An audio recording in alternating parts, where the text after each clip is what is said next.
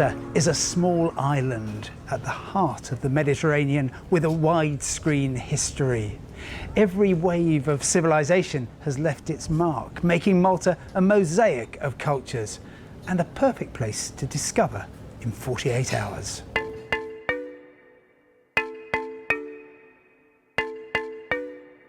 The islands are wrapped in more than 100 miles of coastline with warm, inviting water and some lovely beaches, and are sprinkled with dozens of towns and villages, many with impressive domed churches that decorate the horizon.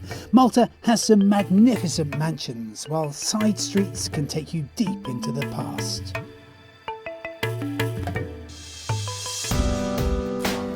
Just 3 hours flying time from Britain lands you at Lucca International Airport, which is in the south of Malta and very handy for everywhere. So, if you want to get to the capital, Valletta, as I do, you can either get a taxi, which is 15 euros one way, and the good thing is they've got a sign on there saying taxi. If you're still not sure, have a look at the registration number. It always begins taxi. If you're on a budget, you might prefer the bus. There's a clue, the registration begins bus, and also it looks like a bus.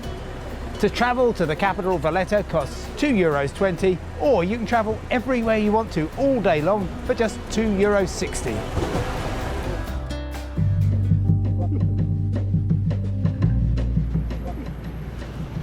Where am I? Well, 60 miles south of Sicily, 160 miles east of Tunisia, and equidistant between Gibraltar and the mouth of the Suez Canal at Port Said in Egypt.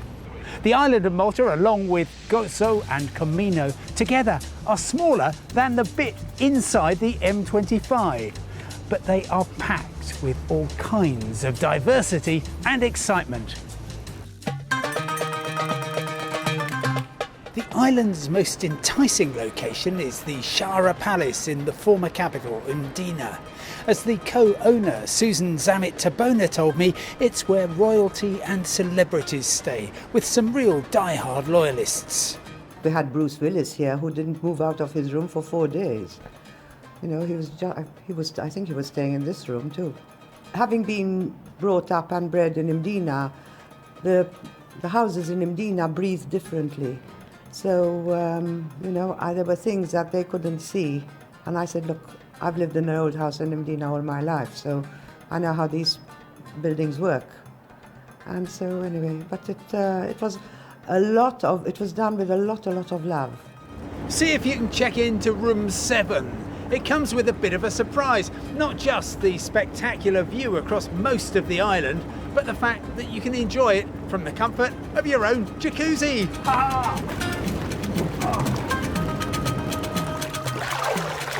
Alternatively, splash out on the Hotel Grand Excelsior. 5 well-earned stars and very close to the centre of the capital, Valletta. Or, if you want to stay right in the heart of Valletta, then there's a number of boutique guest houses that are opening up, including Luciano's, where a perfectly comfortable and very individual double room is going to cost you €80, peak season including breakfast. And with that, you get this magnificent roof terrace.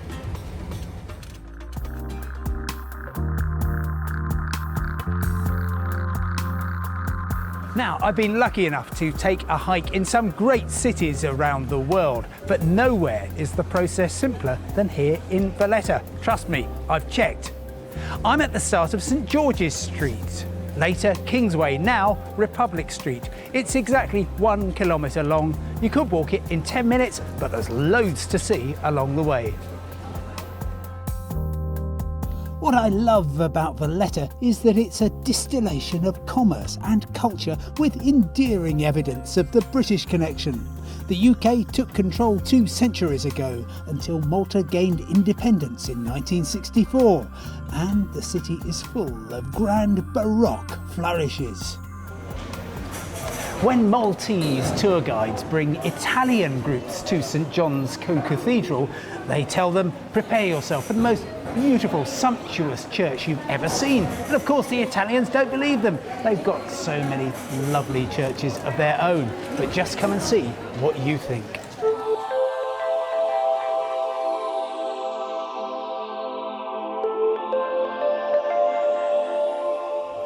For a good definition of the word Baroque, look no further than this gorgeous building. From the extravagant marble floors, through the explosion of gilt, to the intricate ceiling paintings. It is a wonder of the human spirit.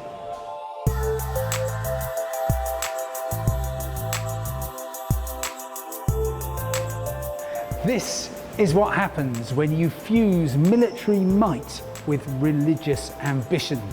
A confection to trump the Italians.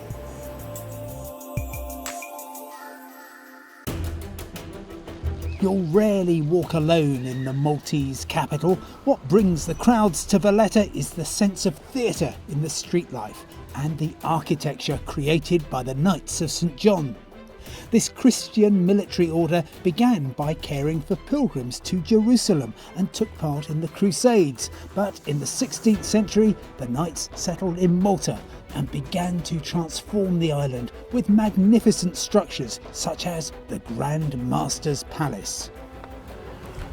For centuries, this was the power base for the entire Mediterranean, the palace of the Grand Master of the Order of St John.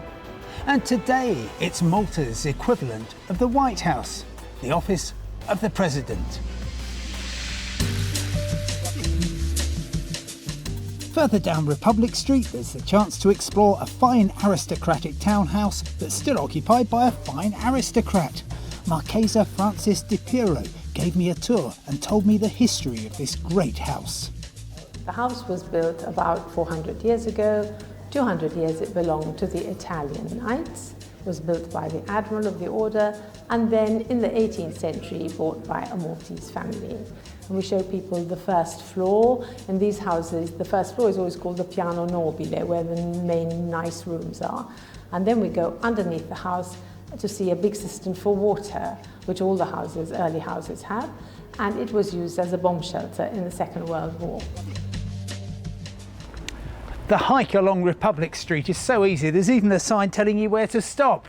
But look, do go and have a quick look over the wall because you can see St Elmo's Fort, which was captured by the Turks in the Great Siege.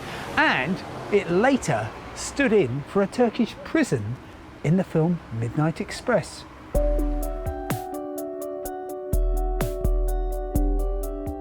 For lunch, you can't do better than come to the Caffè Cordina right in the heart of Valletta and order a pasticci. These are the scrumptious Maltese pastries, often eaten for breakfast, but you can have one for lunch. Go on. The Caffè Cordina is busy 7 days a week, and its elegant interior has become something of a tourist attraction in its own right, with paintings on the ceiling depicting episodes in Malta's turbulent history. For my lunch on the run, I've actually moved out to the terrace because, of course, Malta is very much an outdoor culture because of the very benign climate. And I've got my pasticci. There is a pea pastitz, there's a cheese pastitz. To wash it down, the local soft drink, Kinney.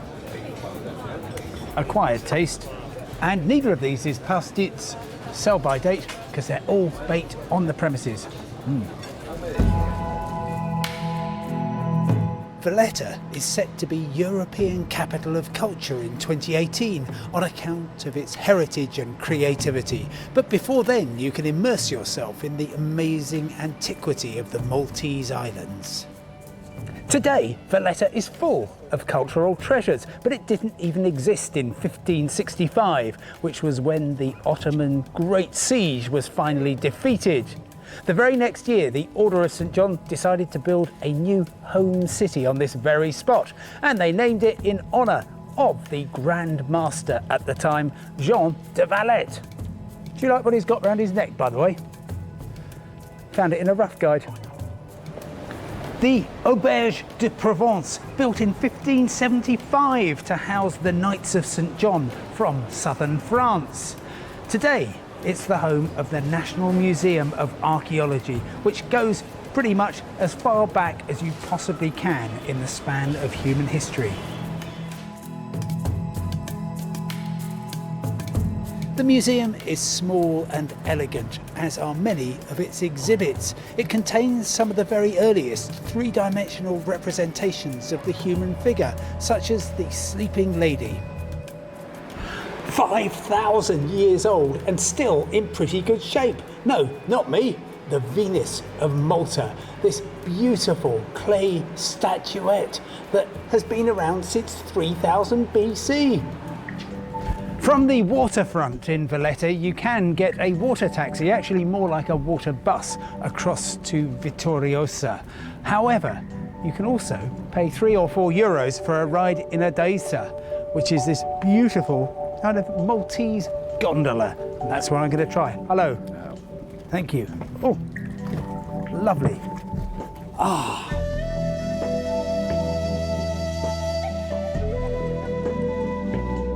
There's no better way to appreciate the magnificence of Valletta and the splendour of the harbour. There's also no better way to get across to Vittoriosa for a drink at one of the loveliest bars on the whole island.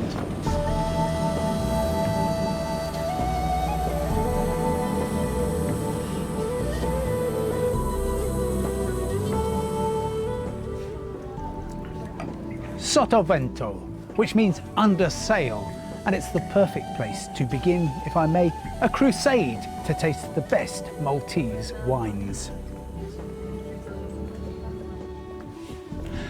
And then, to sharpen your appetite still further, wander through the atmospheric back streets of Vittoriosa. Vittoriosa predates the capital, Valletta, and it's where the Knights of St. John first based themselves when they came to Malta nearly 500 years ago. The narrow lanes and sense of calm take you back through the centuries. This is one of my favourite corners of the island.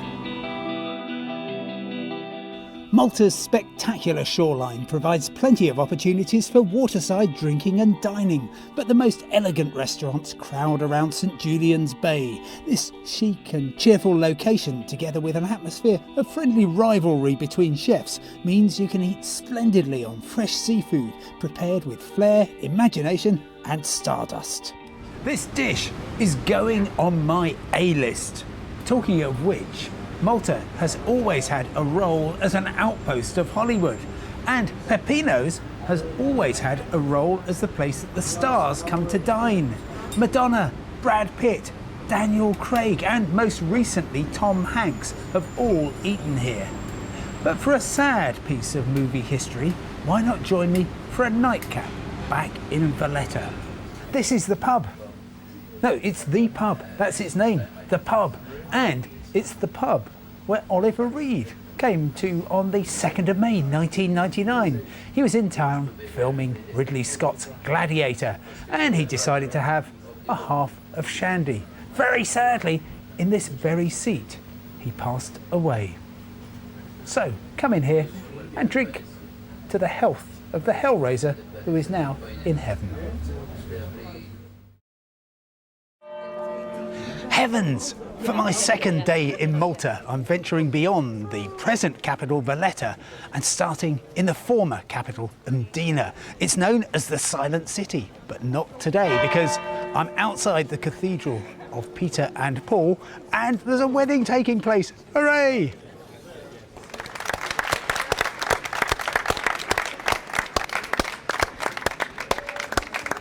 I'm not invited, but I'm going to have a quick peek. It's said that after St. Paul was shipwrecked on Malta while on his way to Rome, this was the location where he met the Roman governor of the island.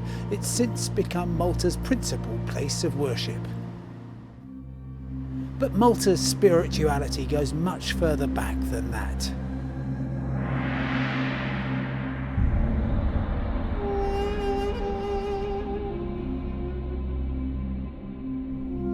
Before Stonehenge, before the pyramids, the temple at Nidra was created by the Neolithic people on the south coast of Malta, and it is still resonant with the echoes of the past.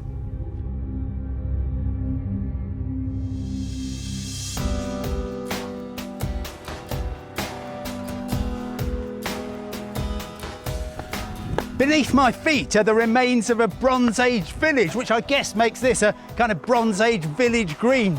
Now, Malta is one of the most densely populated nations in Europe, yet here on the southern shore there are some vast open spaces. The cliffs at Dingley, some of the finest coastal scenery in the Mediterranean.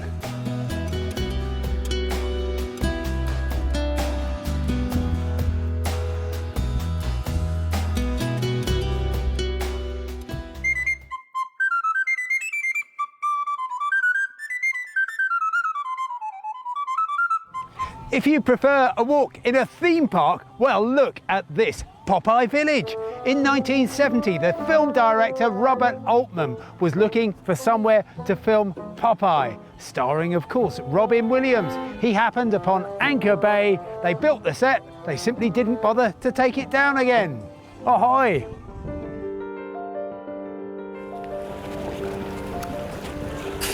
Malta is an open-air nation, of course, and therefore lots of the shopping takes place in open-air markets. I've come to Masa Shlock in the far south of the island, and what happens here Monday to Saturday is you have a tourist market, lots of souvenirs. Then on Sunday, everybody comes to town to buy all sorts of fresh stuff. Until 2008, Malta had its own currency, the lira, one of very few worth more than a British pound. Since then, of course, it's joined the euro system, but with a twist. There is a Maltese euro, and it's an ideal souvenir. Price, €1. Some of the fish on sale here is still caught using the traditional Maltese fishing vessel, the Lutsu, and what's distinctive about it is this, the Eye of Osiris, supposed to ward off evil and bring good fortune. AD 1530, the year that the Knights of St. John first arrived on the island of Malta, and also the name of the trattoria that will serve you up anything from a wedding breakfast to a Sunday brunch. It's an Ndina institution, and this is a Maltese platter, which includes goat's cheese, roasted Maltese sausage, Maltese bread, some capers there, Maltese biscuits, a little bit of artichoke, along with a very nice coffee. It's going to be less than €10. Splendid value. Mediterranean island hopping, one of the joys of travel, and happily in the Maltese islands it's very easy. Ferries shuttle between the northwest corner of Malta and the southeast corner of Gozo 24 hours a day, taking just 25 minutes. And giving views of the third populated island, Comino, along the way. The Mediterranean has sculpted the shores of Comino beautifully. The sea has carved out caves to intrigue the sightseer and entice swimmers to take the plunge.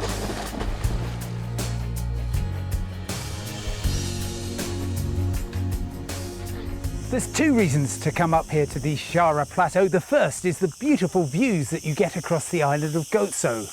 The second, though, is perhaps rather more important, a World Heritage Site, the oldest freestanding monumental building on the planet.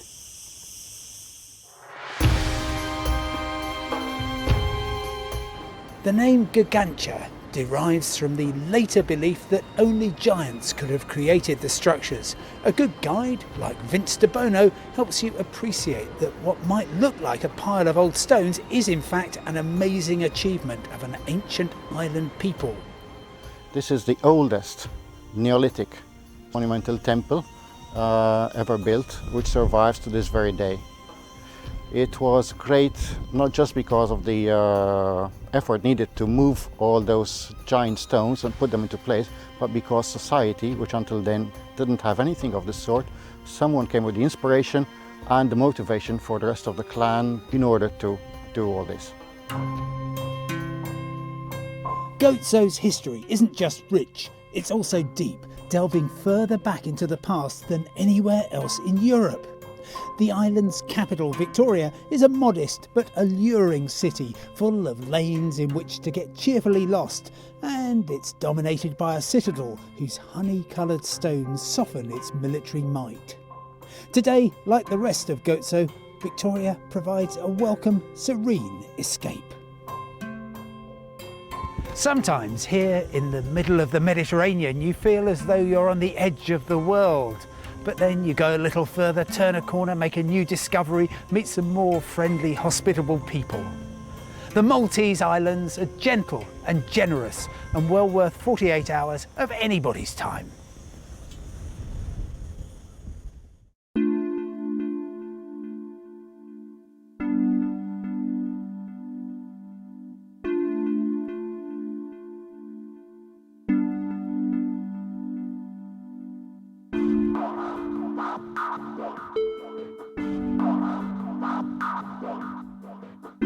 He was in town filming Ridley Scott's Gladiator, and he decided to have a half of shandy.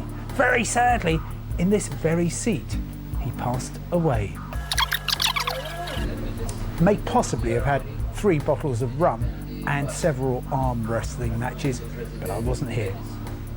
The Maltese Islands are generous and giving. No, they're not generous and giving, generous and gentle. Of course they are. You dolt! What are you doing here? Get somebody else. Anybody can present programmes here? Right, okay.